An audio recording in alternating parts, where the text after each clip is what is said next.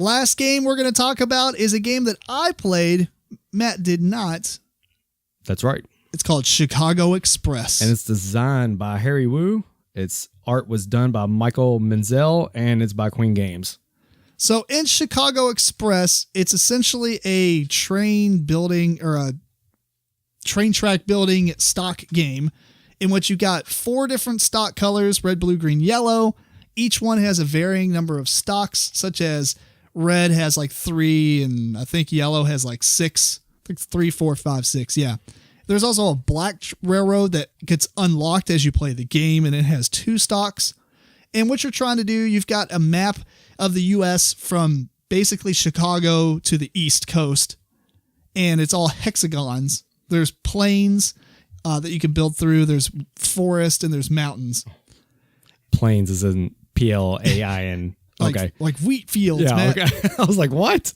You build through airplanes. Yeah. Anyway, what's cool is on the board, there's these 3 little dials that represent the type of actions that you can take and how many times you can do them in a round.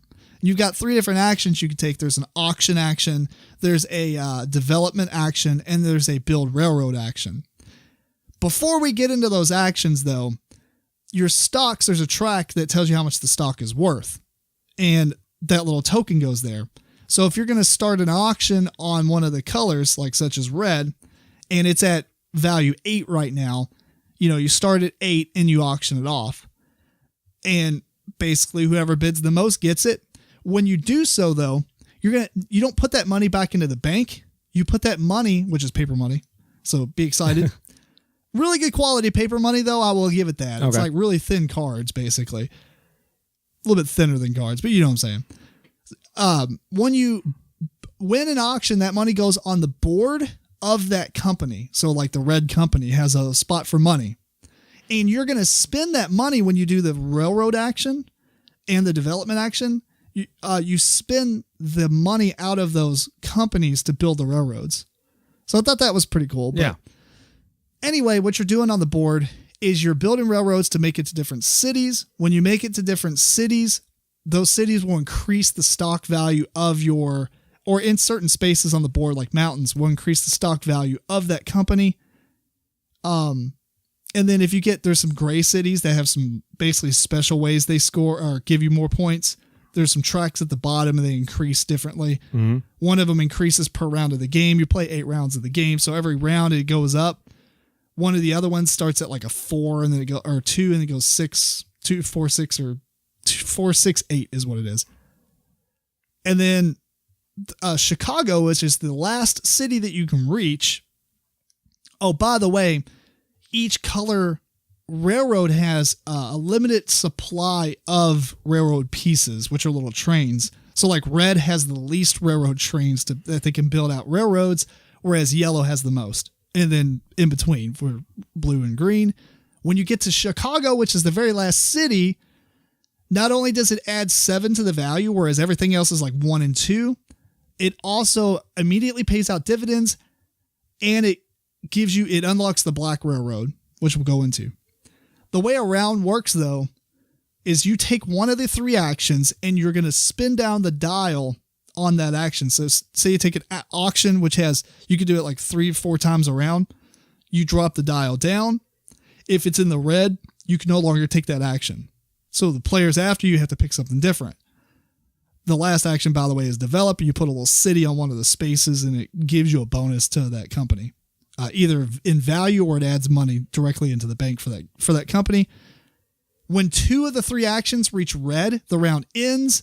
Everybody gets paid out dividends. So if there's 3 blue stocks out and it's at 16, you take 16 divided by 3, and each person, or round up, each person receives that much money per stock, which would be what?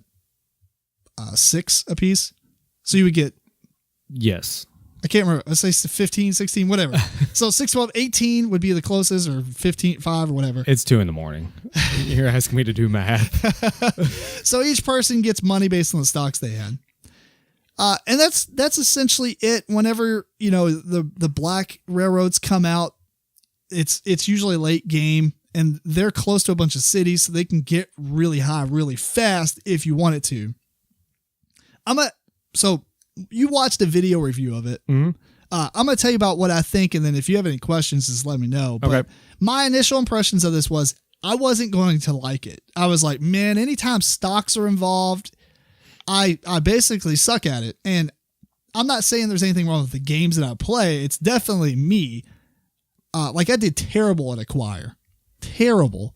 I don't think it's a bad game, but I'm not looking to play it all the time because I'm that bad at it. Right. This solves one of the problems I have with the stock games. I can auction and get those stocks, but I never have to sell them.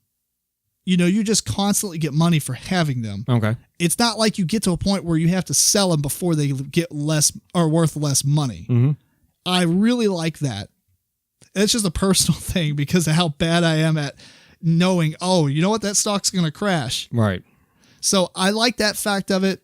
I like the fact that there's less, you know, there's a varying amount of stocks per color and a varying amount of track pieces per color. That was really cool. I didn't catch on to that until halfway through the game when I'm like, oh, I'm building up red, try to make it all the way to Chicago.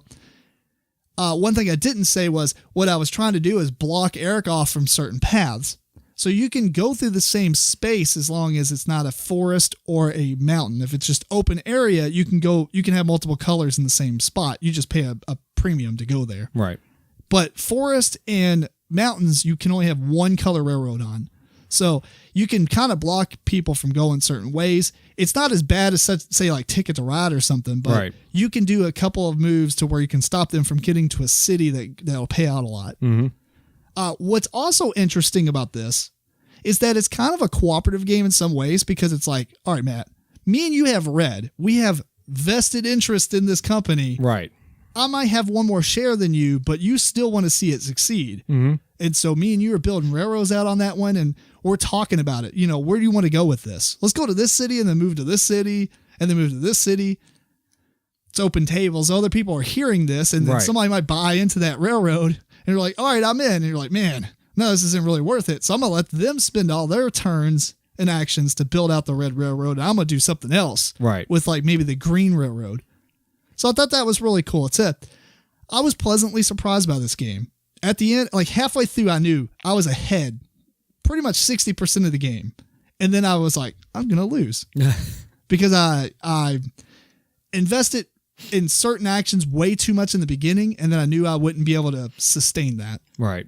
And so I ended up coming in last place. But I had an amazing amount of fun, and I'm really looking forward to playing this again. No, it looked cool. I do wonder because even you're saying that you tried to block Eric with one of his railroads. I'm wondering, does it turn into at some point where this is Tim's railroad, this is Eric's railroad kind of deal, or only if you own all the pieces of stock? Because say for instance, I started the game. When you start the game, you auction off one of each color, and I won the red auction because I bid probably way too much. Right. And I had one of the three stocks, and then later on, somebody started an auction for red, and I won it. So now I had two of the three stocks. If I would have got the last stock, because red only has three, then yes, it would be my railroad. What I built, I am only benefiting from. But I noticed, or some people noticed that, you know, another player was building up one of the colors, and then people started buying stock into that, doing the auctions to get like the green stock, because they're like, man, you're doing pretty well. I want a piece of that action. So red is probably the easiest to try to do that with, even though it's really obvious. So if you have enough players in the game that realize what's going on, it's probably unlikely that one player is going to own all of one color stock. Now, it could happen to where a lot through the game, only one player has a couple pieces of yellow because no one else wants to invest in yellow. But if that player starts focusing and building out yellow and making it worth more, when that stock goes up for auction, more people are going to be interested in it. Mm-hmm. So I thought that was kind of cool. You have like these little teams and alliances built because, you know, obviously if I had more red than you, you're in it, you're cool with it, but you really don't need to help out all as much as I am. Right. Because you're going to get freebies out of it when I'm building it, and it increases it. You're getting money out of that, but you don't have to spend your actions on it. Mm-hmm.